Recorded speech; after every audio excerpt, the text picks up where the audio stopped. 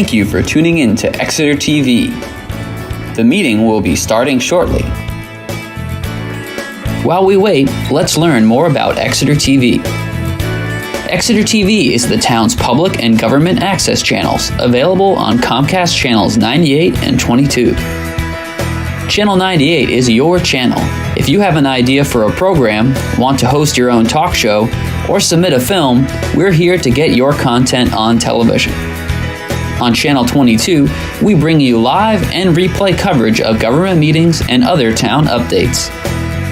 A third channel, Blue Hawk Media, is operated by SAU 16 and can be found on Channel 13, with all your school sports, events, and meetings.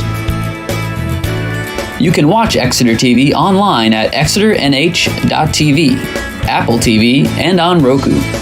Find us on social media for extra content.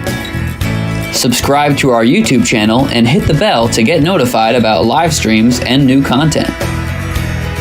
Tune in to our platforms every other Friday to watch the Exeter Biweekly Report with recaps of recent events, updates from town departments, and messages from nonprofits in your area. If you head to our website, exeternh.tv, we invite you to sign up to our newsletter to receive monthly updates about new content, upcoming meetings, and more. We'd like to thank you for taking the time to watch Exeter TV and hope that you tune in to our other content as well.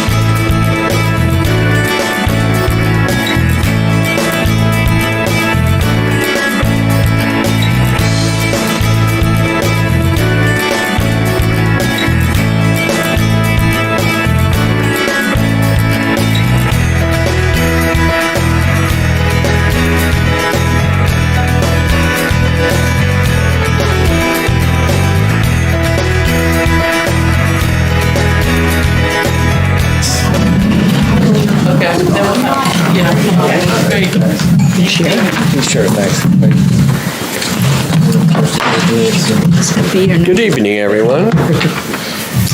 Welcome to the November 10th, 2021 meeting of the Exeter Budget Recommendations Committee. Start off with introductions. I'm Bob Kelly, the chair of the committee and chair of the Water and Sewer Subcommittee. Chris? Chris Suter, and the chair of the subcommittee for today's episode of Library, Parks and Rec, and Human Services. Doreen Chester, Finance Director. Kathy Corson, Police and Fire. Russell Dean, Town Manager. Chris Zigmont, Crestview Drive, and Library Welfare and Parks and Rec. Anthony Zwan, 7 Marlborough Street, member of the Subcommittee for Water and Sewer. Mark Fabian, I live on Epping Road, and I'm also on the Water Sewer Subcommittee. Judy Rowan, Prentice Way, chair of the Police and Fire Subcommittee. Nancy Belanger, chair of the General Government Subcommittee. Liz Canada, I'm on the Human Services, Parks, and Library. Thank you. And with us as well are Melissa Roy, the Assistant Town Manager, Greg Bisson, the Director of the Recreation Department, and Hope Giordino, the Executive Director of the Library. Is that correct? Is that the... And where was she? Pam was here a minute ago. Pam's getting some printouts for Pam McElroy of the, in tonight's capacity, the Administrator for the Welfare and the Human Services Department. So Chris Suter is the chair of the Welfare, Human Services, Rec, and Library Subcommittee. We'll direct the meeting, first part of the meeting this evening. We'll go over the various budgets and discuss thereof. Take it away, Chris. All right. And I got my booster today. I'll be sore tomorrow. So, highly recommend Rite Aid. They do a good job. So we're going to start off with library today. I hope everyone got the notes. Just a little, short write-up about, some things that we learned and some highlights. Hope's here for any questions or anything. And I just wanted to say that, I was impressed with everybody's budget because everyone was just they're so good about just, being careful with their funds and what they need. And the library is no different. And as you read, even though they are governed by a board of trustees in the state of New Hampshire, they're just as careful with the funding that they have. And they did a great job just keeping everything level for the next calendar year or budget year. And if you haven't gone in to see the renovations, they're fantastic. They look great. They're getting tons of positive feedback. And the one cost overrun that they had, which was with the walkway out front, they managed to do their own fundraising to cover those expenses. And that just came out because, when the footings were no good, and they thought they would be all right, and they weren't, so they had to be redone. And they just did a good job on taking care of it without coming back to the taxpayers. So just want to make sure I point that out. So I don't know, Hope, did you have anything you wanted to say, or? I guess you just about said it all. I'm good at that. I did want to ask if people are interested in generally how we spend public services, because you see it as one number. This is generally how we spend it. And also, may I recommend that you all join our newsletter, subscribe. It has all kinds of information. One thing that we added during COVID was Hoopla, which is downloadable books, ebooks, audiobooks, movies, TV, cartoons, graphic novels.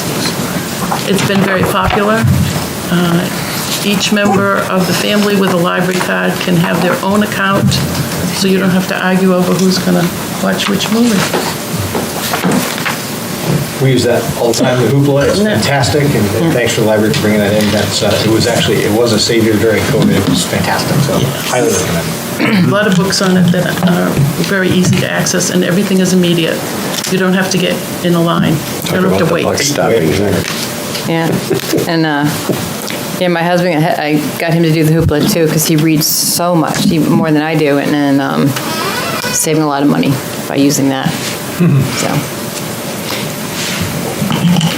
So yeah, so you see the breakdown of, the different, where all the funds go for the library. So if anybody has questions or anything for Hope, now's your opportunity. Throw them out there. They may not have any, and that's okay too. Any questions on the general expenses at all, Tom? Just more curiosity thing. Given the recent renovations, are there going to be any adjustments in maintenance and repair necessary, or what? We won't know. We just actually took over the building last month. They gave it to us. It's not, the interior is finished, the exterior is not. There are several things to do on the exterior. So we don't really have a way of knowing right now what things are going to cost next year. I believe, from what I understand, the kilowatt hours that we use will decrease, but I don't know that that means the cost will decrease, because next year the kilowatt hours may cost us more. Yeah. And the cost for gas should go down too, because the heating is much more efficient than it was, and the building itself is sealed rather than having open spaces in the walls. I guess what I was getting at, I think the maintenance and repair is 5,000, which for the size, as I see it here now, just now, which for the size of the building is probably a reasonable sum of money, but I'm just off the top of my head thinking that, it needed a lot of maintenance and repair before this renovation, and hopefully it will not for a little while. That's what we're hoping. So you're going to be looking to adjust that budget or anything, or tweak it, or I don't monitor it? I want to monitor it, definitely, but I have no idea how to tweak it until I see what's going to happen in the building, what we're going to need. One thing, too, is we did talk to Vision Energy about solar panels, and they suggested that we wait an entire year before they come back and measure and tell us whether it's worth doing or not. So that's another thing we'd like to try, if it'll save us some money. Excellent. Doreen, a new benefits number for library? If there is one?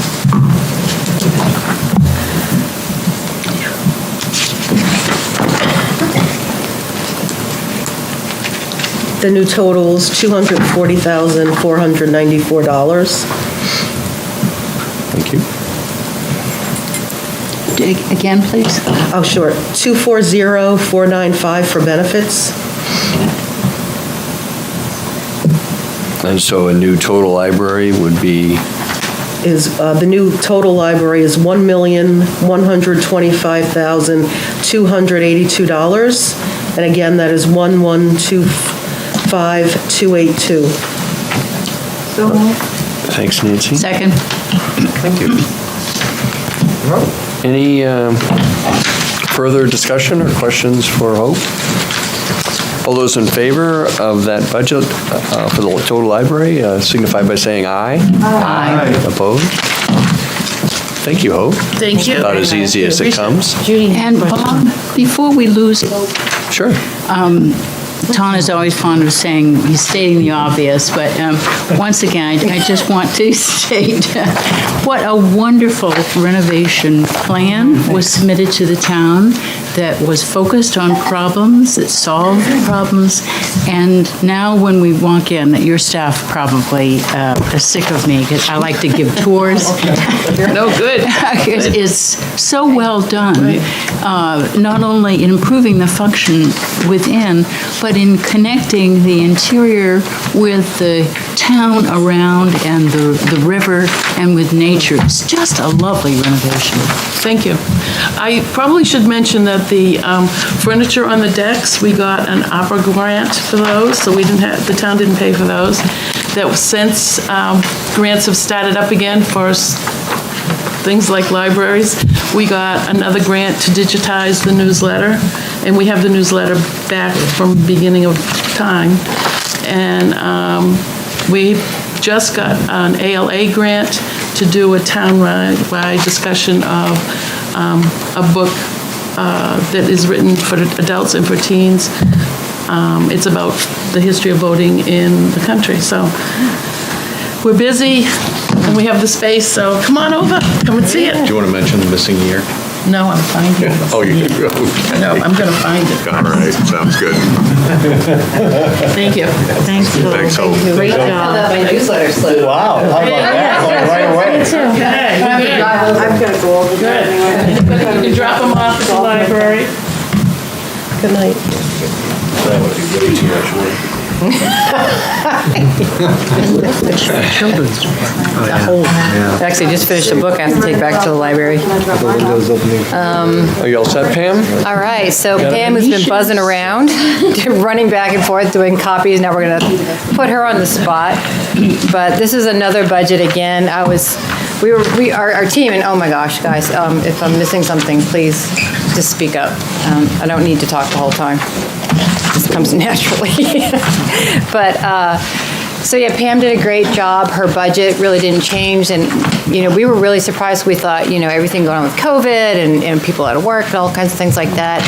But as I said, I put in the notes, really, really good relationship she's got with so many different agencies and knowledge of, what's available at the county level, what's available at the state level, and getting those people to go there first, tap into their resources, and then once that's done, then coming back to the town to look for assistance. So that's really kept our budget in really healthy shape. So that was the one comment I just wanted to make about that. So I don't know if my team has anything else to add, or folks want to start with questions. I'll say, I'm Go sorry. ahead. It's not about a number. It's about Pam's report and the blurb at the end. I hope everyone read it. And I just want to say thank you for articulating that, and I'm glad you're in that position. It just solidified for me, you being in that position, and what you said there. Thank you. Thank you. Okay. Thank you. Judy? Just an ancillary note for anybody interested in the history of welfare. The Historical Society recently had a presentation by Steve Taylor, who's the co-founder of Humanities Commission, on the worthy poor, this whole history of poor farms in New Hampshire, and how towns respond to people who fall into dire straits for whatever reason, as opposed to those who are viewed as Pam would say, I think you're capable of work and you're not a town responsibility. That distinction, it can be a tough call, and I'm glad you're in that position. Yeah, Pam told us a story, no names or anything like that, about someone who needed help that you never would have thought could have ended up in that position. Someone who's worked in the medical field for, 30 years or something like that? It's that many years, but, became very ill, didn't have health coverage or something like that, and ended up in a really, really dire situation. This is somebody who's worked 30 years in the medical fields. Someone's educated and hardworking, and then circumstances beyond their control, brought them to her office. And so I think it's, to be able to help someone like that is just is a great thing. It happens more often than you think. So with all that being said, and coming out of a most extraordinary year last year, I mean, do you feel this budget is, for especially on the human services funding part of it, is it enough? Are there other things that you feel maybe we could be doing that would be helpful? I do feel as though it's enough. Like Christine said, I've tapped into as many other agencies and the federal funding and the county funding that's been offered. When the moratorium ended sooner than it was supposed to, that was a very scary time. I thought we're never going to make it, but thanks to programs like the county rental assistance and the community action program rental assistance, that's been helpful. I have found that due to the lack of affordable housing and the lack of shelters, the budget for hotel stays is way up. I'm very careful about hotel stays. There are prerequisites for someone to get a hotel stay from the town of Exeter. Being an elderly person, a disabled person, or someone with very young children will continue to keep their stays going. But everyone who is granted a hotel stay must sign up and be put on shelter lists. You know, whether they're number 50 on the list, it doesn't matter, they have to be on that list. So eventually when the rotation comes and they get called, then they'll be all set. Anyone else? Well, Chris said we could only ask one question each this evening. Yeah, I told Bob it was my big idea, if everybody's limited to one question or statement. So since many of you haven't asked a question, I'm going to jump in with a second question here. I feel Who's going to give up their question? I've somewhat earned that right. Looking at this, you know, and having many of us have been on the committee for a number of years, and we see a lot of the same names. And back in the day, you know, Chris did yeoman's work on sort of coming up with a formula, and now it would appear that you've sort of taken on that mantle, and you guys do a fantastic job. As Judy said, we're glad that you're in that position and not us. But my question is, do we get a lot of applications for new organizations on an annual basis? Talking about human services now? Right. Yeah. Do we get a lot of new people? Not that often. Last year we had one new one, the year before we had one new one, the Key Collective. And they actually called this year and said due to COVID, they hadn't spent the amount that was granted to them last year. So that's why they did not receive something this year. They did ask if they could reapply next year, and we said absolutely. Okay. So you feel, so it sounds like we're doing a pretty good job of servicing the area for the needs that are out there. Excellent. With a little help from my friends. That would come as, I guess, a welcome response to some of the questions from 4 or 5 years ago that we had to endure, discussing this part of the budget. So that's good. That's excellent. Thank you. Yeah, if you guys want to jump in and talk about the grant applications, I'm on that committee, as I think most everybody knows. So we have a group of people that meet and go through all the applications with Pam, and make our recommendations for the allocation of funds. So I can answer any question you have. So, if you start asking, what exactly does this one do? Because a lot of them have overlapping services. So I'll get tripped on some of them. But like I said, they're all basic human needs. So shelter and medical and food and things like that. So that's where, and we did, it's funny because in the beginning because there's so many great nonprofits out there, you have to, if you open the doors to everybody, then there's not a big enough budget to help everybody that, touches an Exeter resident. But when we first started meeting a number of years ago, it was, this is the human services and funding. And so what does that mean? What is human services? What are they, what are we supposed to be talking about here? And that's what it came down to, the basic human needs, like I said, medical and food and shelter and things like that.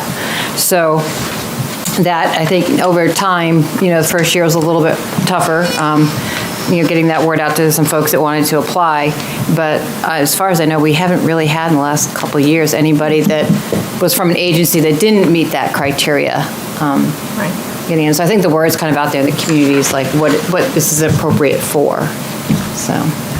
No, and the only thing I'd like to add to that is just really, chapeau to Pam for really developing an incredible network, because it isn't just about raising funds and giving funds out. It's the work you do with your incredible connections, making this stuff really stretch, and only going here when you need to is really impressive. And I think that's maybe what a lot of people in town might not know, is all that behind the scenes work, all that networking and work to make this stuff go a really long way. So I'm so impressed. So thank you. Well done. Something that I get a question on every now and then is Great Bay Kids Company. Thank you. People are wondering why would a daycare or a preschool be part of human services grant applications. They actually provide grants to children in town that are not able to attend a preschool. Sometimes parents, single parents especially, don't have daycare for their children, so they can't work because they have their young children at home and no one to take care of them. So Great Bay Kids provides grants for families, and the state also has a program that I've been working with as well. So we'll go through the state and find grants for daycare so parents can get back to work. Excellent. Yeah. Don? Chris, maybe a question for, again, stating the obvious. I know you all vet these things but it's good for the viewing audience to know. You vet these things in terms of servicing town of Exeter residents, correct? Right. So that this funding, we know, but the viewers at home should know, reflects the town's effort to support the town's residents, correct? Yes, and it's not just through the welfare department. Yeah. Some individual families will attend these organizations on their own. They don't need to go through the welfare department. Right. But that's part of the vetting that you all are doing now on a regular basis in this other subcommittee, correct? Oh, yeah. So the Human Services Funding Committee that we have, just a few folks on that, and in our application, we ask, how many residents do you serve? Right. How many did you serve this year? What percentage of your services go to Exeter residents? Because a lot of these serve all of New Hampshire or the Seacoast, so we get numbers and percentages for each one. And again, to reiterate to those who don't read the notes or at home, is that if someone asks for more money, this year versus last year, we want them. They have to show that there was an increase in demand for services. Yeah. Not just because we'd like to get more. So you all probably know this, but I only know it because I follow them on Facebook. McFarland and Waypoint are merging, right? And it's notable because they are two of our largest recipients. So that's going to be one agency. That's going to be merged. Two agencies that are now going to be one agency. You are aware of that? They're still separate. They are merging. Right now, they're still separate agencies. So next year, we'll be taking a look at that and questioning how they're going to run their financial aspect of it. Right. Good. Anyone else? So it doesn't look like there are any changes to either of these budgets, is that correct? That's correct. I would entertain a motion for the welfare budget of $73,048. So moved. Second. Further discussion? All those in favor signify by saying aye. Aye. Opposed? Thank you. And I would entertain a motion to approve the Human Services funding and Human Services budget of $105,105. So moved. Yeah, I got it. Thanks. Appreciate it. Any further discussion on that item?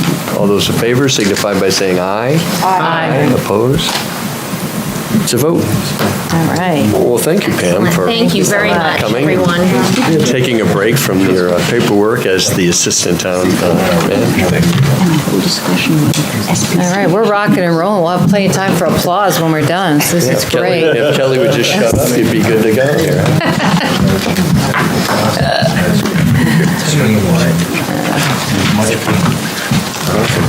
Thank you. Progress. All right, Parks and Rec. I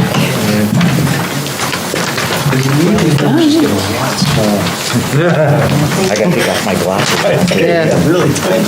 Yeah, I went for an eye exam today just so that I could come to the meeting tonight. Cute.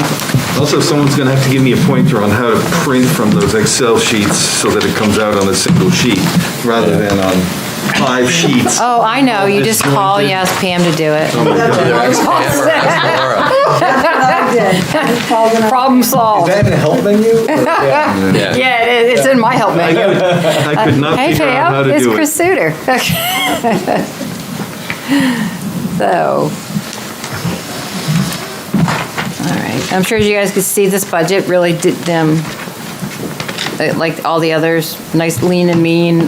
They spent a lot of time working on trying to find efficiencies so that they could cut costs to, and still gave them the same amount of service and care to our community. I can throw it out for questions, comments, or if someone wants Greg to say a few words, you can.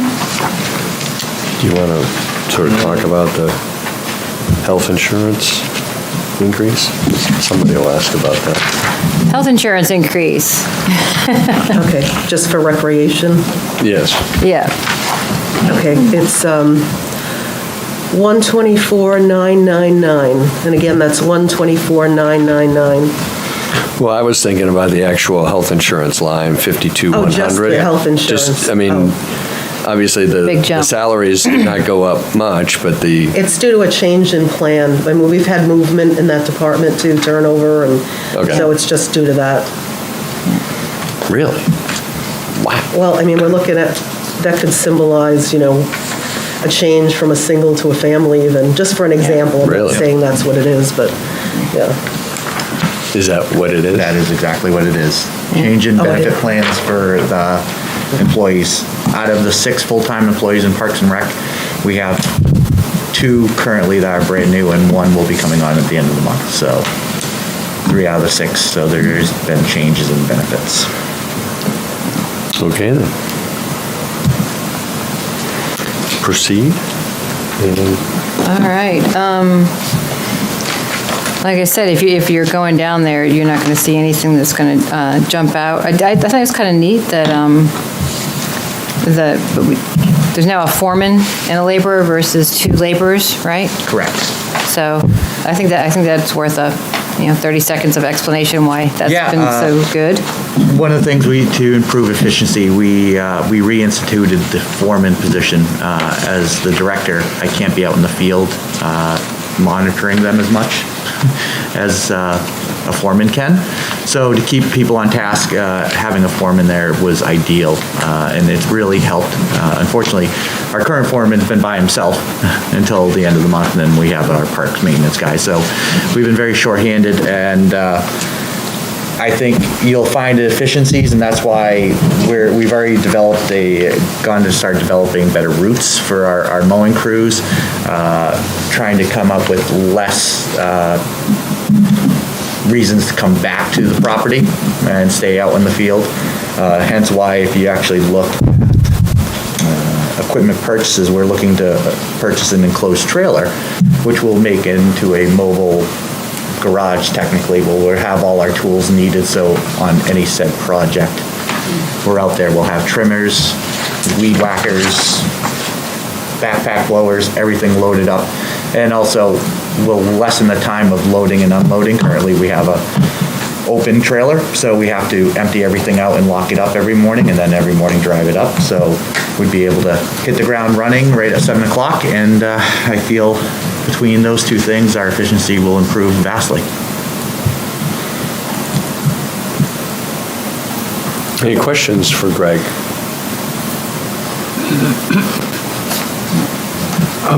Regarding your staffing then, are you now fully staffed in both departments? Yeah, on November 29th, our new parks laborer will be starting, so we will be fully staffed. And so, so the assistant director position has been Yes, moved up and David Tovey, who's sitting behind me, moved up from rec coordinator to assistant director, and we hired Tara Barker as our rec coordinator. She started September 22nd. Just to add, she came to us from Newmarket. She was the assistant director in Newmarket. Oh, you poached someone. Good job. Yeah. And she has 15 years of experience in municipal recreation, so she brings a lot of benefit to the community, especially her experience in generating revenue for the revolving fund. She has a very good track record in every place she's gone to produce revenue and produce programs, and she's already hit the ground running, and we almost have 98% of the next year planned out already, and she's only been here less than a month. Great. Well, give her a big hug from me then. That is awesome. One of my sources tell me you poached someone from Hampton.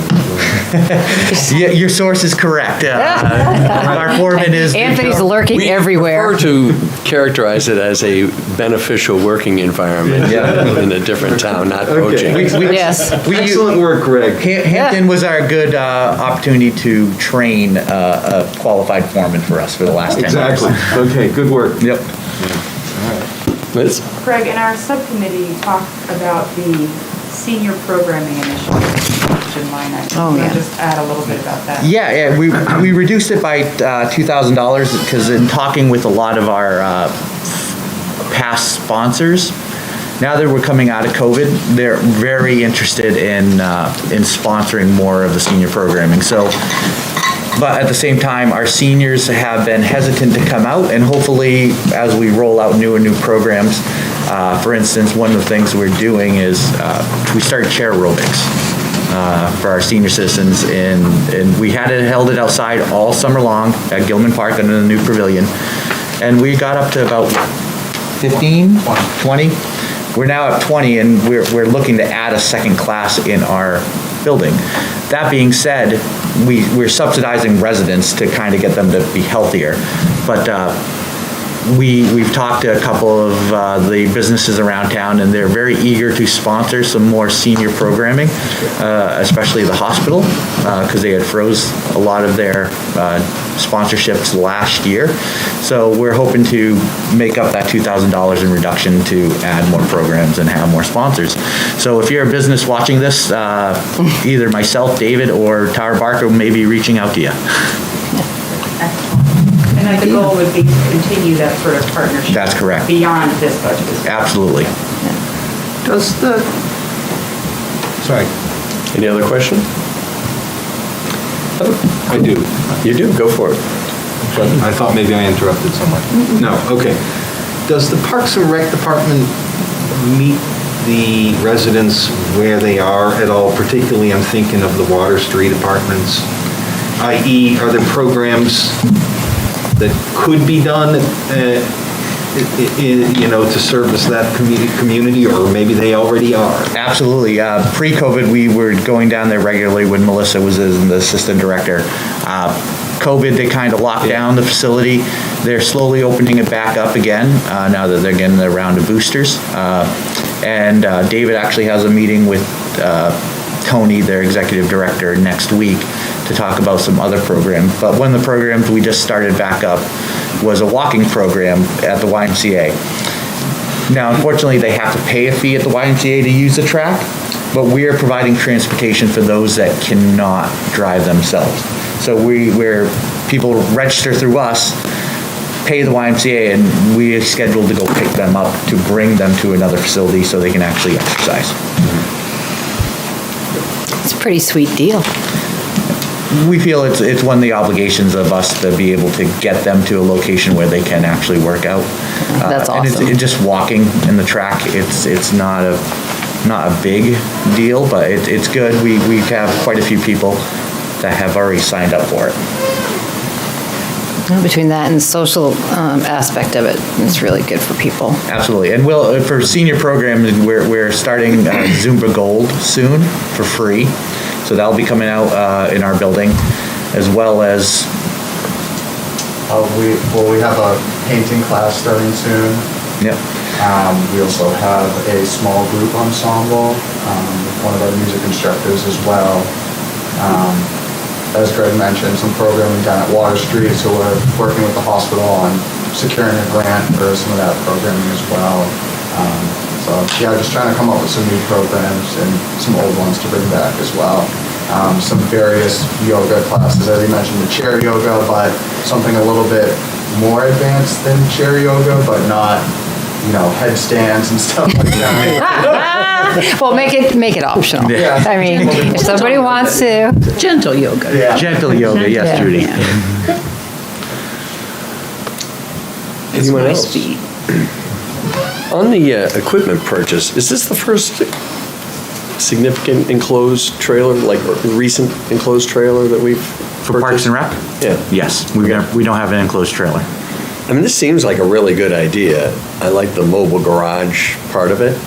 I mean, if it works well, it'd be nice to consider, I don't know, they can do amazing things with trailers these days, trick them out inside and everything. To make it truly a mobile office, if you will, and it might be something to think about in view of some of the other initiatives that you're working on. And we're also looking at it as a way for not only efficiency, security, because at all times we can have a lock on it. Right now with open trailer, if one of my parks employees are out and not close to the trailer and there's a piece of equipment on there, it could be tampered with or climbed on, so being able to lock it, as well as longevity.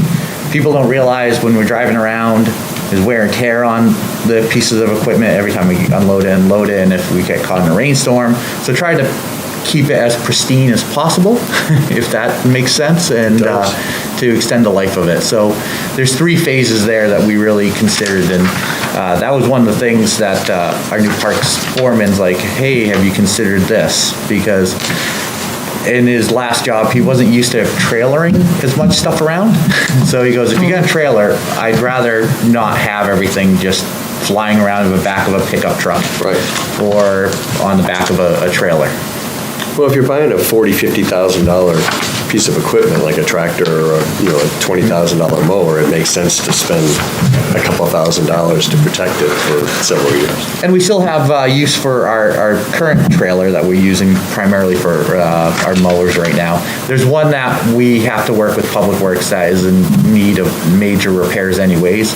So instead of investing in a piece of equipment that we can invest later, but maybe get a new one, and then as time allows, then upgrade that trailer, and maybe another department in town could use it. Because the trailers we currently have actually are not landscaping trailers.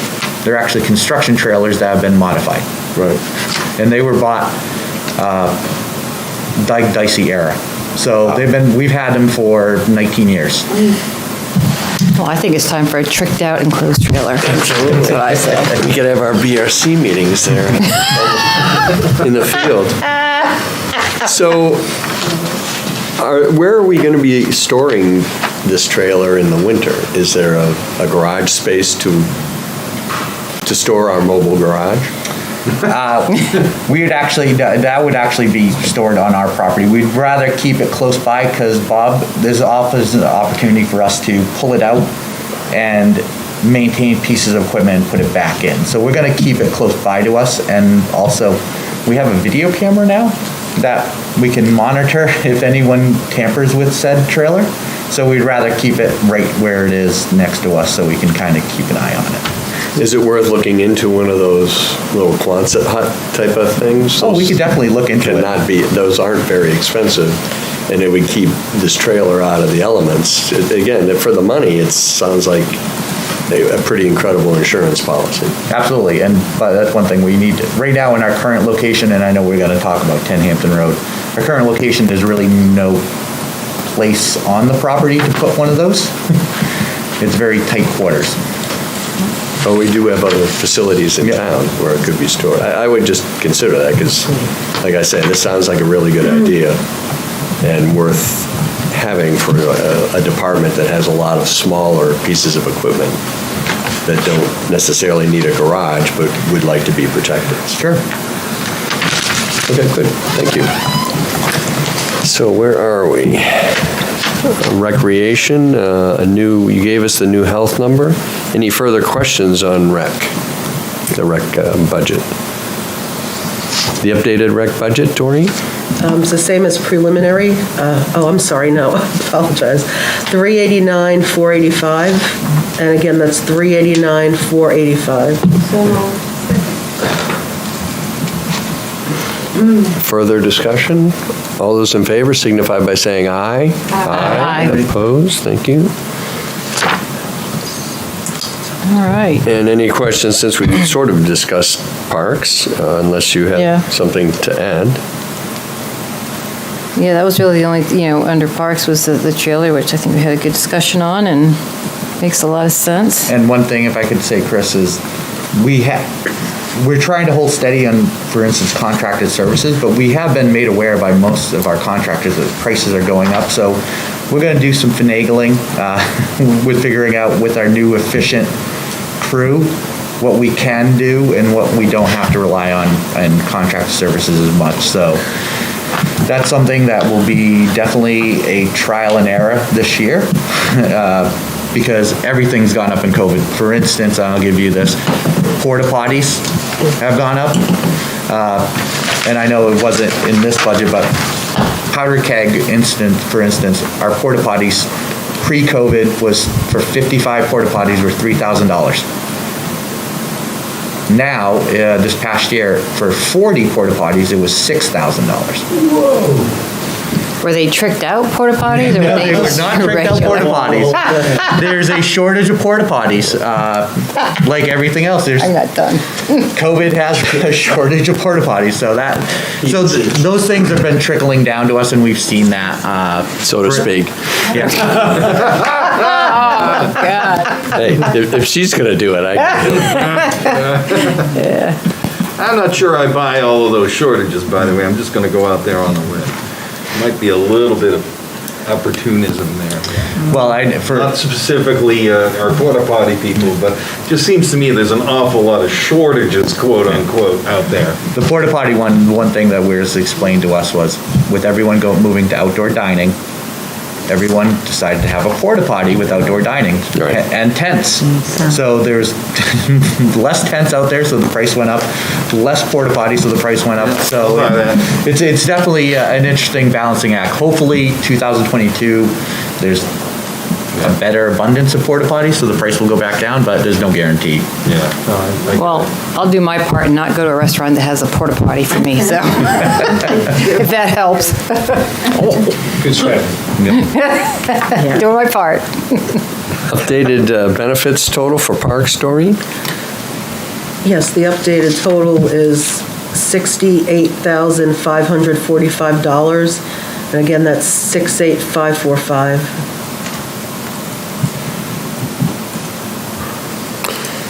Okay, any further questions on the parks budget? So a revised number on that? Yep, the new parks total is $245,212, and again, that is 245,212. So moved. Is that you, Liz? Yes. Thank you. Further discussion? All those in favor signify by saying aye. Aye. Opposed? Thank you. What happened to us?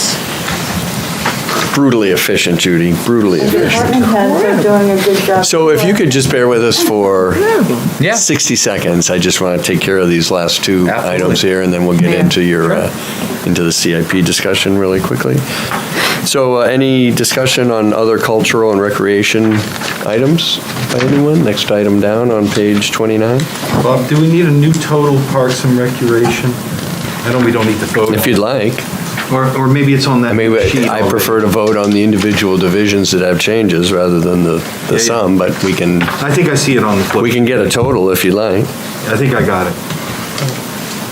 Well, it's just adding the two numbers, but it's not something we vote on since we voted on the parts. Do you want the total? Sure. Sure. Okay, the new Parks and Recreation budget total is $634,697. Thank you.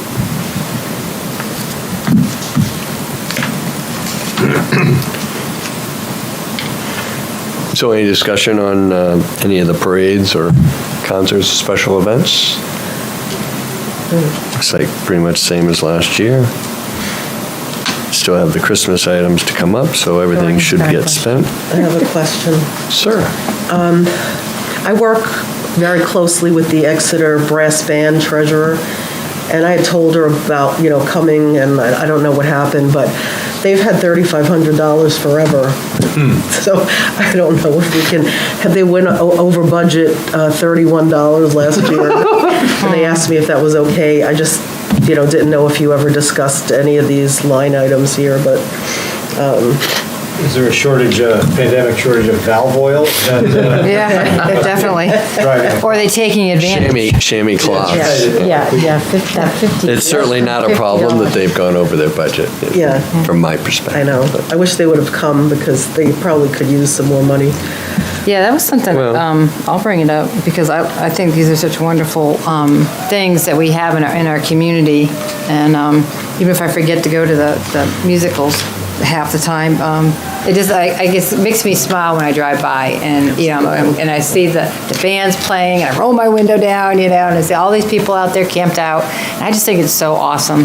And I don't know if anybody from those departments has anybody said about needing more finances, because as far as I know, there hasn't been any request, but.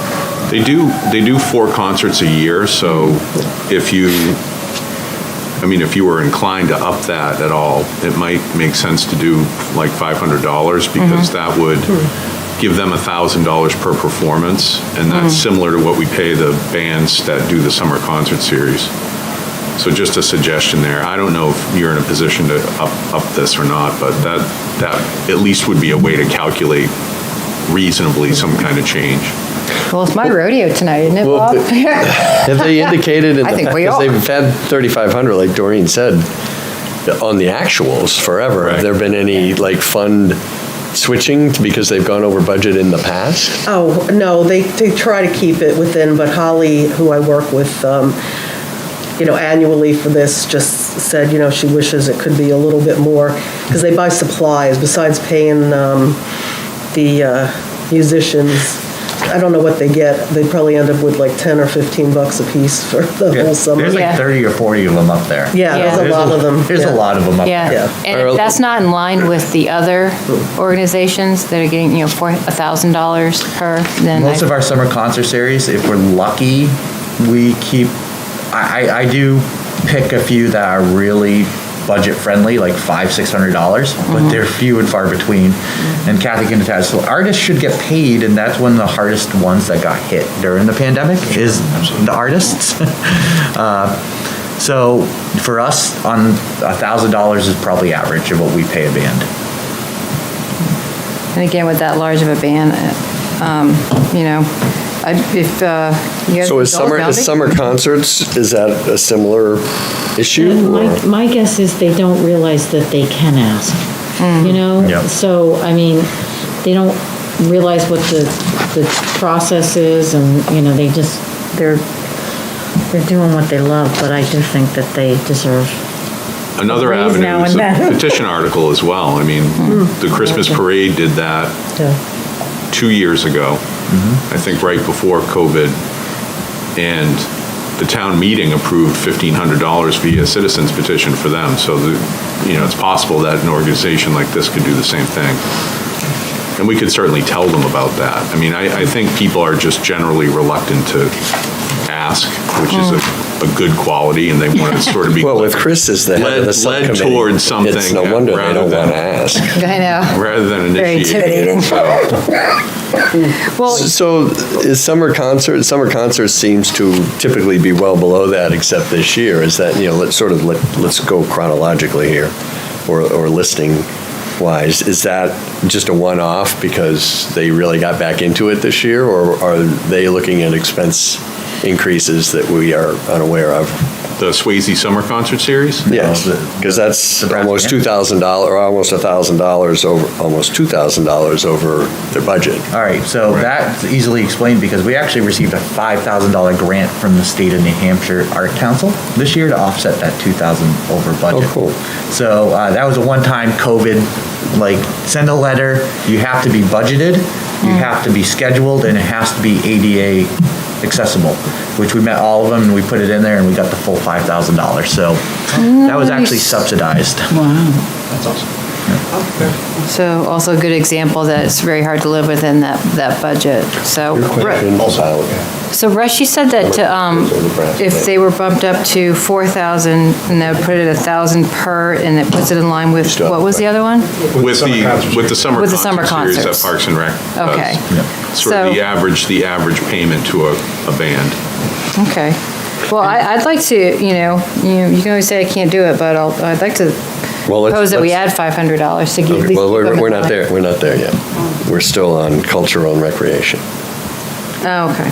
So the increase in the summer concert expenditures was due to whatever, but we have revenues to offset that. That's correct. Yep. I would, I guess, suggest that we monitor it next year, or tell them that if their expenses are increasing, then let's discuss it. I mean, it's not like they're going to be asking for $25,000. It's probably going to be $500 a year, $800 there, right? Whatever it is.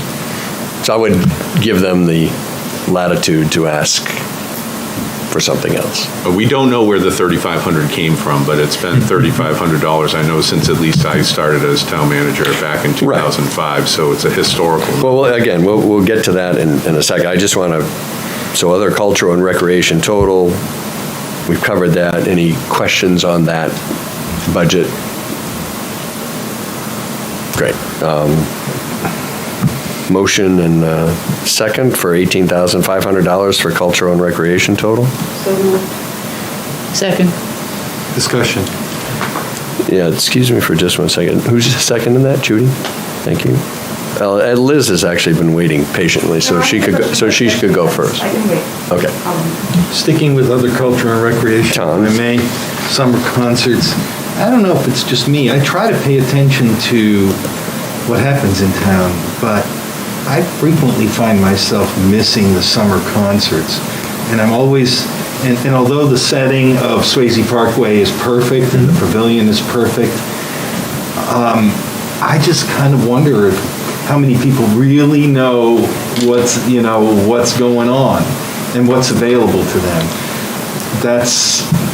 I don't know how to solve that problem, or maybe it's not a problem, but I think there's still an opportunity.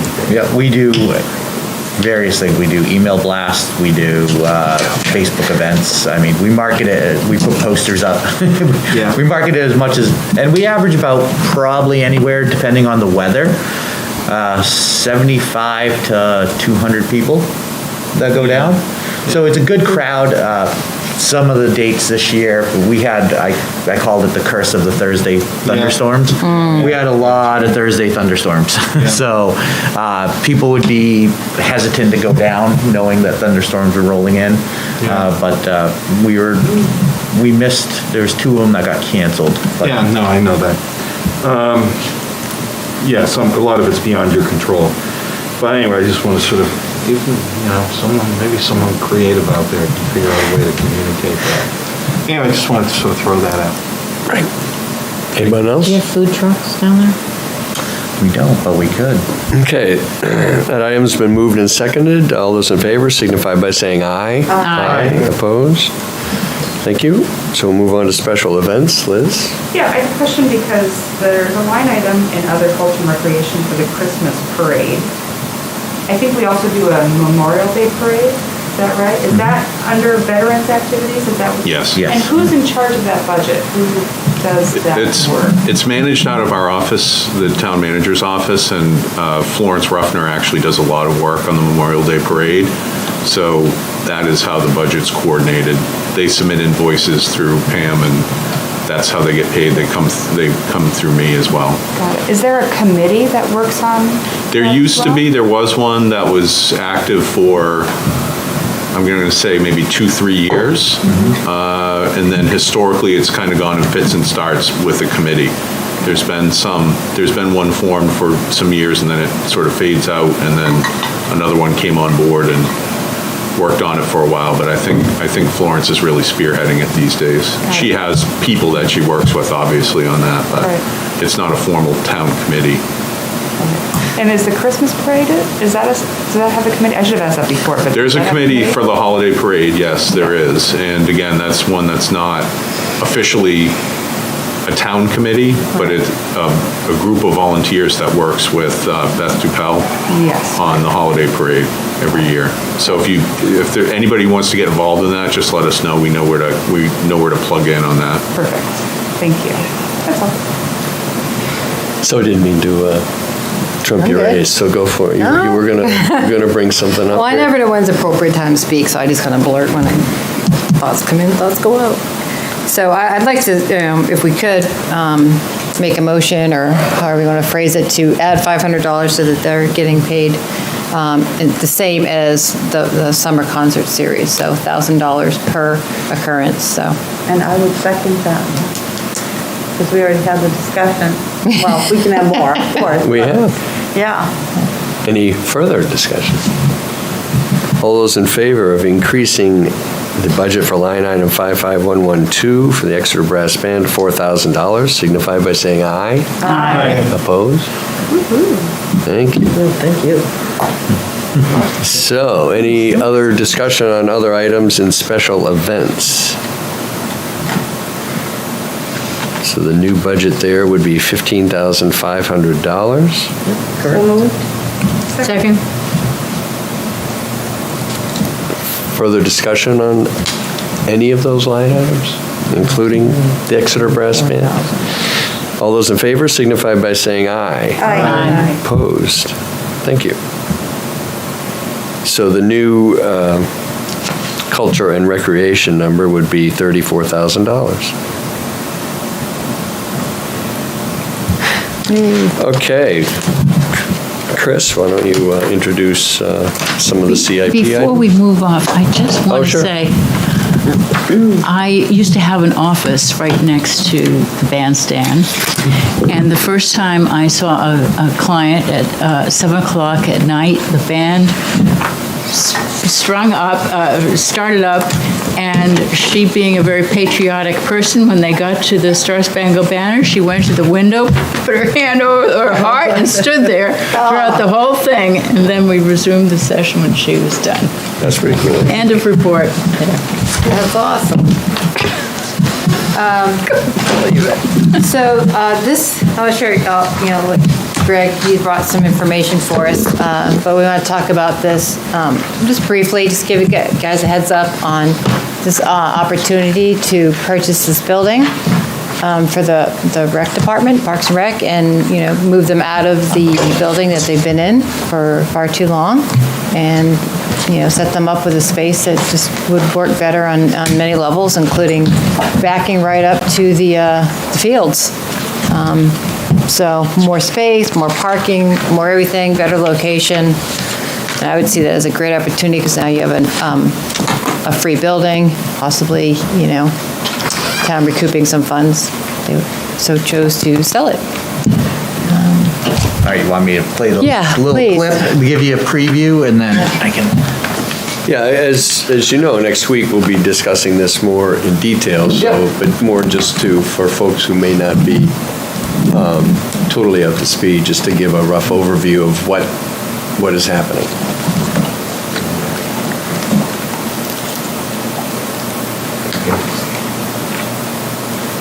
Welcome to 10 Hampton Road.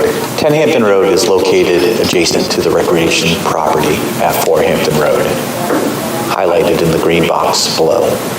10 Hampton Road is made up of multiple offices that can be converted into programming space.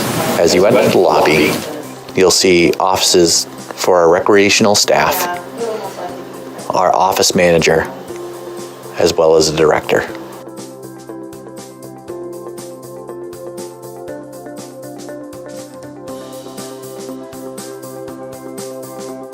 As we travel down the hallway, we have access to a fully functional kitchen, which we can run small programming or offer tea for our senior citizens.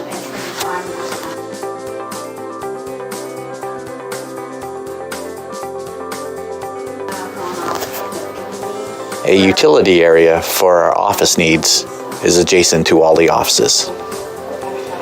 As we travel down the west wing, you will notice offices that we can combine eventually into programming space to have additional programming on the first floor.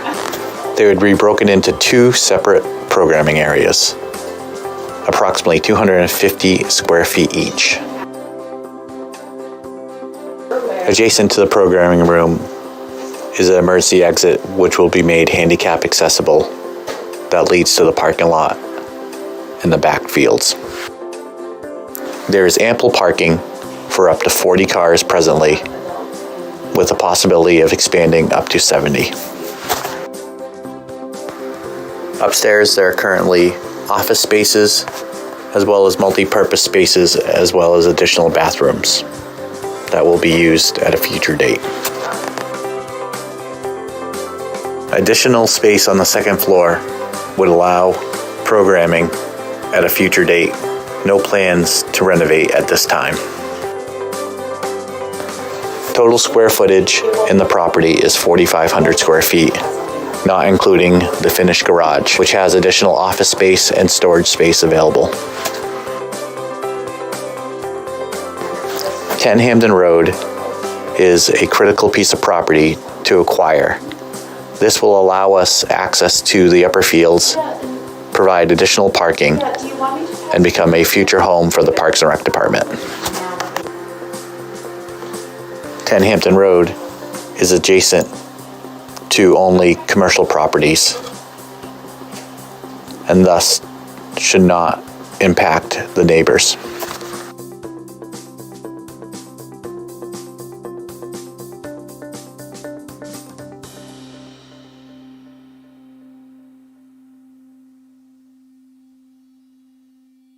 Is great, so everybody could get a chance to now have looked in it. There is sprinklers in the building. Sprinklers? It's huge, yeah. Yep. Already in the building? Already sprinkled, yes. Yeah.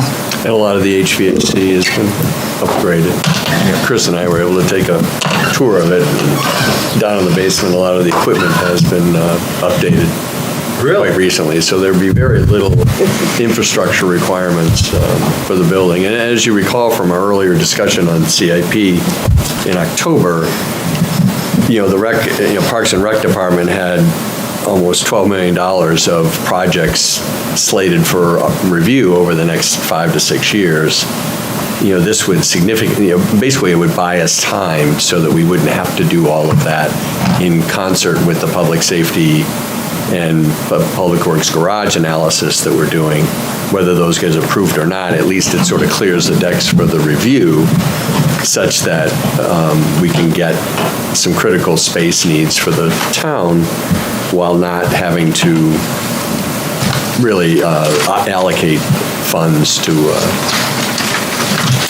do significant upgrades. So it comes at a nice time, but stressing obviously that the purchase of this is not in the current CIP. It is not in the book. That is correct. It came upon us very late in the process, and it was an opportunity that we felt we would lose. Backstory is there was a development that was looking on the property that fell through. and a simple conversation about an elderly grandmother wanting to see a softball game started the conversation with the current owner. And at that time, we don't allow people on the property to access the fields. He was gracious to allow our maintenance department to access the fields just to empty the porta potties and do some mowing, but that's about it. So we try to keep patrons off there, and he was very sympathetic, knowing that it is a very difficult trek to get up to the upper fields to watch any of youth sports. Great. Yeah, and this building's tailor-made for our use. So we'll get into the details of this next week during the CIP review on Thursday, but just wanted to sort of present it, lay it out. The expenditures, want to just go over that really quickly, just what we're looking at as an article? It's 1.25 for the warrant article for the 10 Hampton Road, with $100,000 actually going into renovations to get our staff over there. So we're going to keep it very minimal with looking for alternative funding in the future to slowly chip away at anything that needs to be done. But we feel that it has the bones necessary for us to move over there, which will create a safer environment for all of our programming up there, especially as we mentioned in years past. If Melissa or myself would get a call and we're on Court Street and there's a problem at the pool, we have to drive all the way up. Now we're a quick jaunt. We can get to the pool immediately, or the summer camp. That's the big thing. And then, but then on the flip side, the only other thing that was in the CIP was the park improvement fund.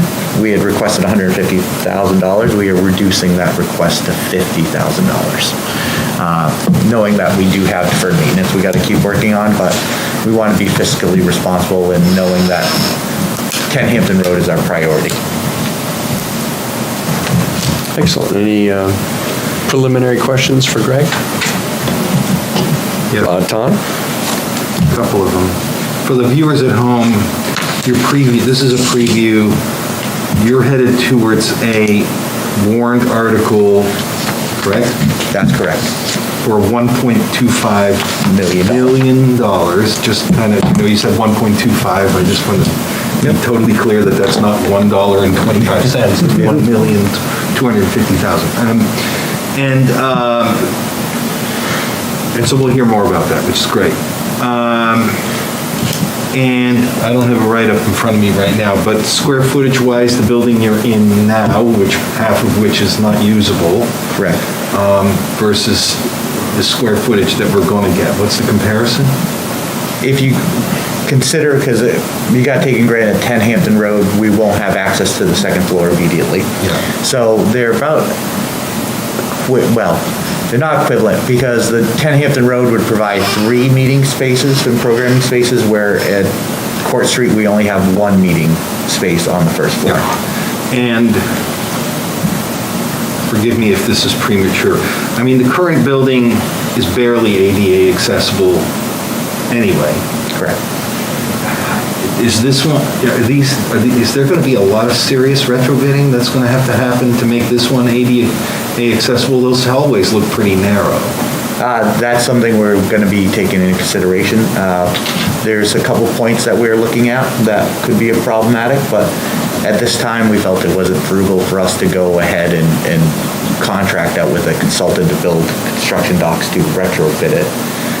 So the $100,000 would get us access into the building, ADA compliant into the building. That's part of the $100,000 renovation. Yep. Okay. It's just good to hear you say it out loud so others can hear it. And ADA access is only required for publicly accessible spaces.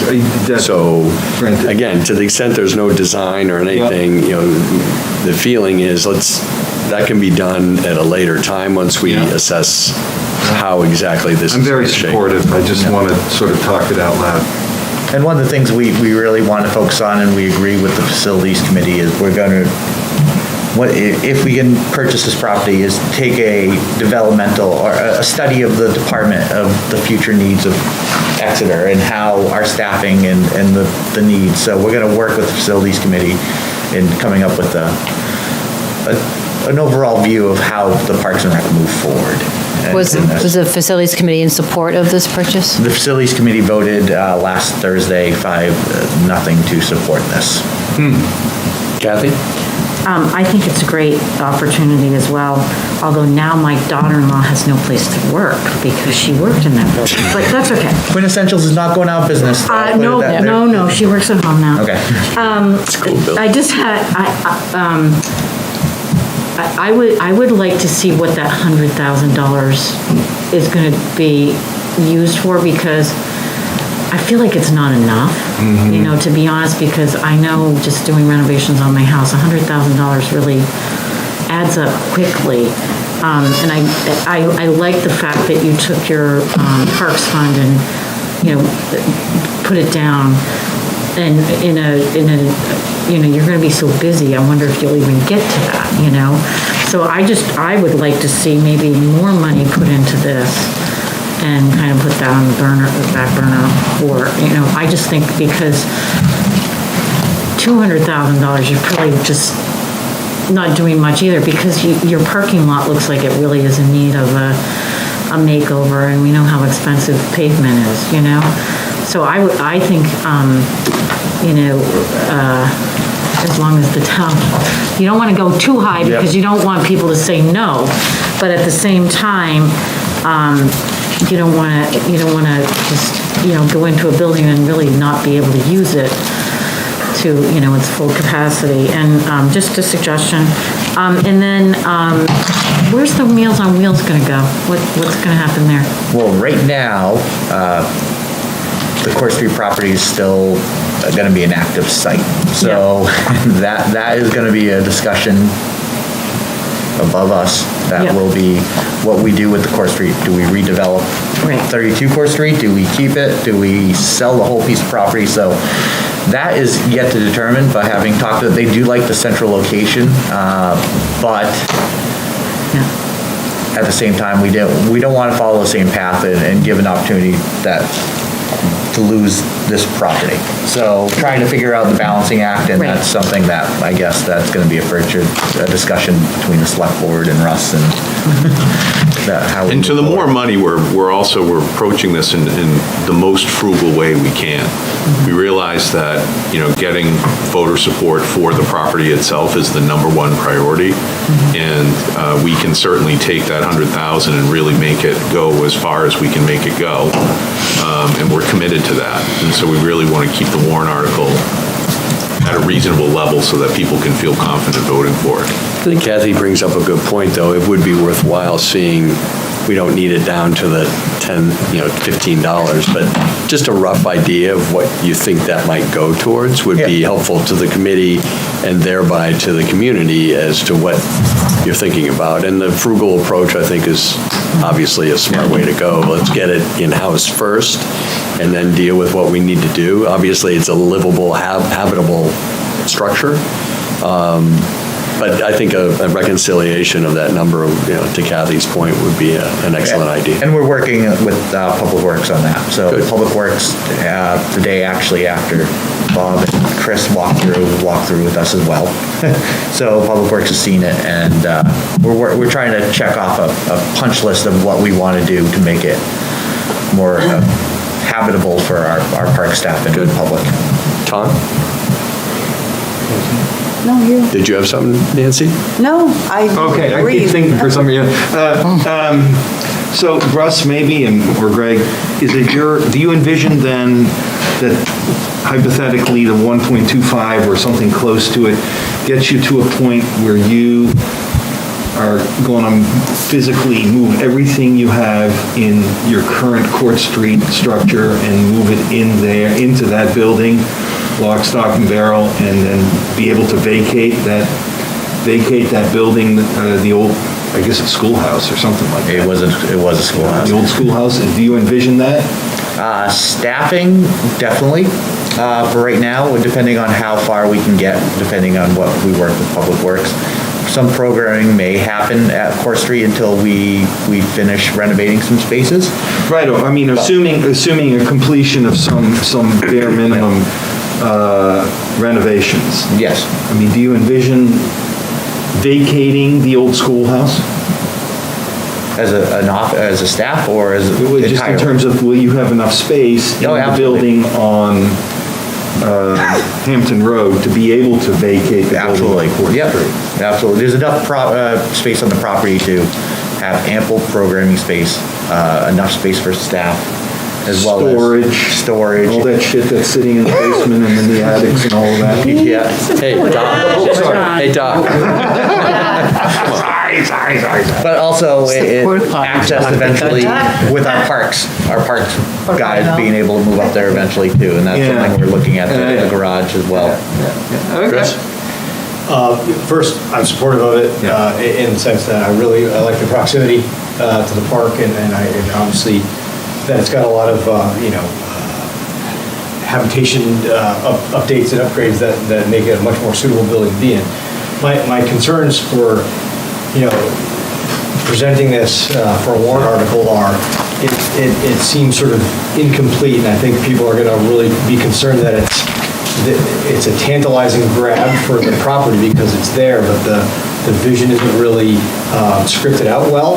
And I think that's the work to be done, is to really make sure it's a crystal clear plan and people can see the end game and what those additional future costs are, at least projected in that 3 and 5 and 10 year, or at least 3 and 5 year windows at first blush, it's like one old building with an inaccessible second floor to another old building with an inaccessible second floor. And I think because the warrant's full of a lot of asks of taxpayers for a lot of money, I think crystallizing that plan really, really well, so the vision's really clear to families, is going to be really key to the success of that. So. Absolutely, and we agree with that. Yeah, that might not be able to be provided by next week. Right. Because, again, the interest in this is more proximity than anything else. Yes, it's an older building. There's a lot of, if we had it to do differently, it might be a different building we go after. But the proximity and the view, and the discussions we have over the last 2 years over, what does the rec department need, make this a very tantalizing thing. So as Russ said, it's almost too important to pass up just from the proximity. The other things will sort themselves out program-wise and facilities-wise over time. I don't see us having that discussion next Thursday. Agreed, but I think that there's value in even capturing what you just said in some good language that would...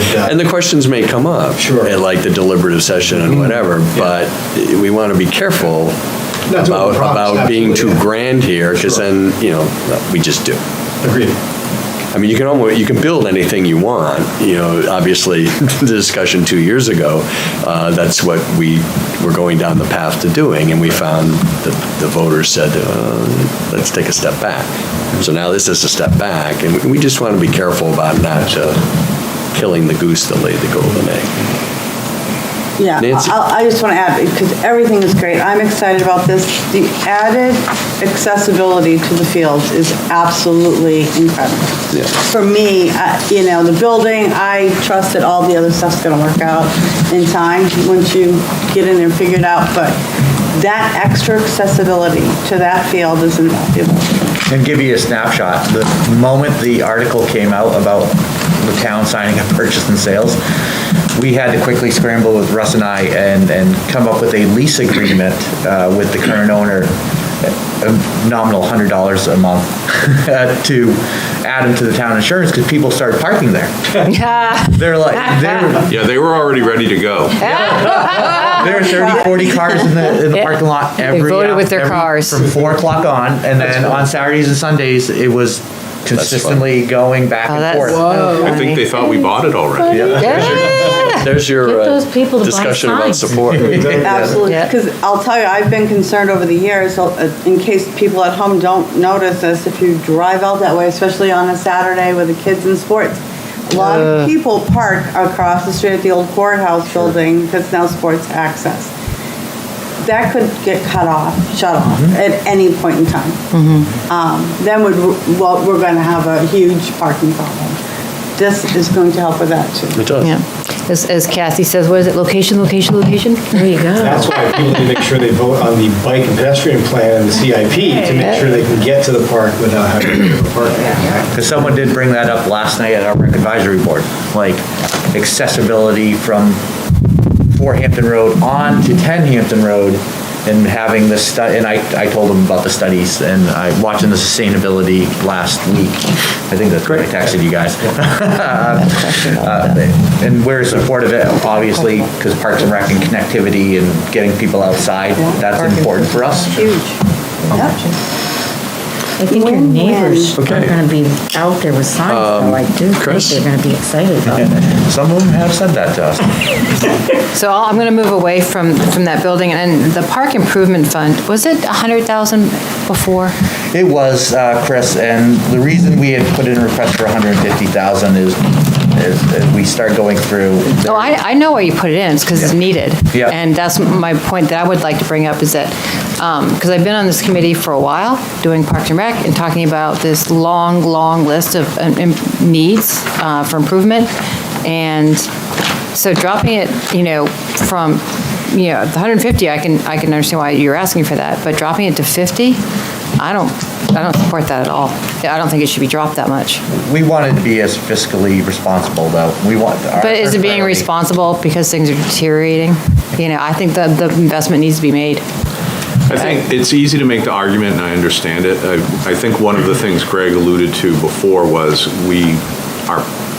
our plan, without putting the cart before the horse, but the purchase of the property at 10 Hampton Road is going to take a lot of work once that's done, and probably take away from the parks. There is a balance in the account today of 117,000. So if you're only allocating 50 in 2022, I think you're not going to lose much ground with that. That would be my assessment of it. Yeah, I can understand if again, tiny staff, small departments, you can only do so much, and if 10 Hampton Road is going to take away from being able to even do it, I can understand that, but just to cut the budget down, to be fiscally responsible, I'm all for that, but I just, if you let things go too far, then it costs you even more in the end, so. That's a good point. So we can talk about that next week? Yeah, so. It's a good idea. Okay, so next Tuesday, not Wednesday, but Tuesday, the 16th, we have Ton and Mark and I will be presenting the water and sewer budgets and discussions thereof. And then Thursday, the 18th, we'll be doing our CIP and wrap-up. We do have a lot on our plate for CIP. Some things have been removed, but other things have been added. So that will probably be a long night. I would urge you to review your book and the various items that we'll be discussing. There'll be a number of vehicles to talk about, as well as facilities and general warrant articles. We will probably also have a discussion about, I know this is sort of Russ's purview, but we will, I guess, be discussing with Russ the allocation of ARPA funds and things like that, just to see what might make some sense, if we can maybe do a little bit more by reallocating or what. So we'd be looking for your recommendations or final recommendations, let's say, beyond some of the discussions we've been having over the last couple of months. Sounds good. On distribution of those funds. So that's our agenda for next week. Any questions on the CIP items, certainly feel free to reach out to me. I've been sort of living and breathing that for a year. So, Judy. I'm not sure how these lean budgets came about, whether it's all the department heads, Russ's orientation to them, but I really appreciate the work of whoever made this possible. Usually we're not such pushovers, but it's very easy to review these budgets and approve them when they're so lean to begin with. I just say I think the departments have done a really great job this year as well on their budgets, so appreciate the kind words. And I think there's been finally an understanding of needs versus wants, whereas back in the previous to 5 years ago, there were a lot of wants. And now I think the departments are better at articulating what their base needs are, and then every once in a while, going after a want, which is fine. We all have wants, right? But I think they've done a great job. I We would don't agree with expect you. the same out of water sewer. We await to hear. Yeah. It's all needs. Well, Judy, this is America. We don't have wants, it's all needs. We need. Ask my children. Okay, so any other comments or questions until we adjourn until next Tuesday at 6:30 for the water and sewer budget? Seeing none, we stand adjourned. Sweet. Wow.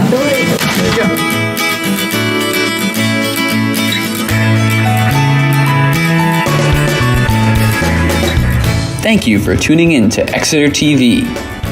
Exeter TV is the town's public and government access channels, available on Comcast channels 98 and 22.